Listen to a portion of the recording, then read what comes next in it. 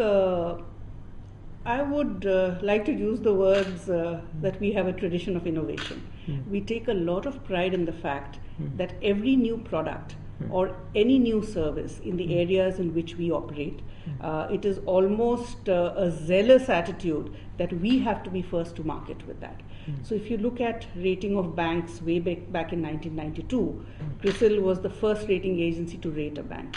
Even later on, whether it be securitization transactions, whether it be rating of an insurance company, any new kind of rating, Crisil was first to market. Similarly, if you look at research, if you look at our research business outside India, Revna, the firm that we acquired, really pioneered the concept of equity research offshoring. And then we were the first again to introduce the concept of offshoring in the area of trading and risk management function in global investment banks. So I think that whole mantra, which is the mantra of innovation, the desire to be first to market, I think is something that is very much part of the Crisil DNA. I think we believe we have achieved the balance in our portfolio that we want to attain. If you look at it, we are 50% outside India, 50% within India. Ratings is down to 1/3 of our revenues. This was all part of a targeted plan. I think we've reached where we want to be in terms of the business mix. I think from here on, what we are looking at is growing the entire company while maintaining this mix.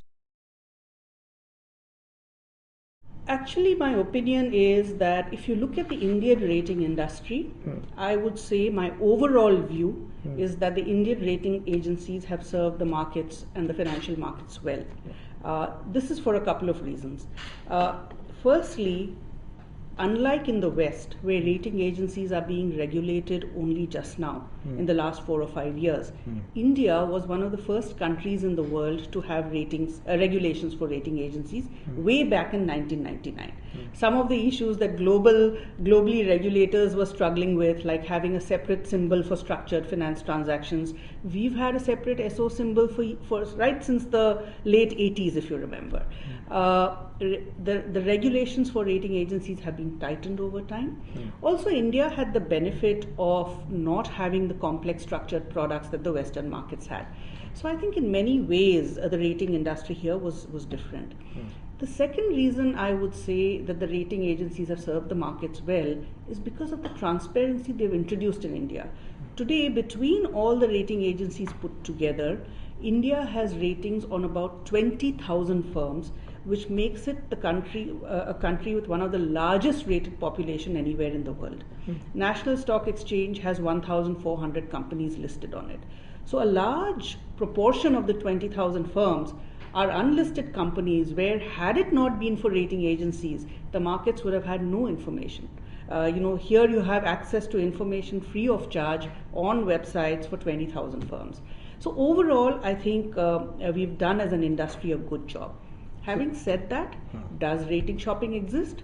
Sure, it does from time to time. Particularly every time we see a new rating agency comes into the picture, you do see a spike in rating shopping. But has it gone to an extent where I believe it has become a matter for serious concern? No, I don't think so. Does that mean that there is no scope for improvement for rating agencies over time? I think rating industry is one industry where constantly over time every player has to raise and tighten its standards in response to growing to the environment. For example, today, post Lehman, I think if there's one characteristics of the economies and markets, both globally and in India, it is increasing volatility.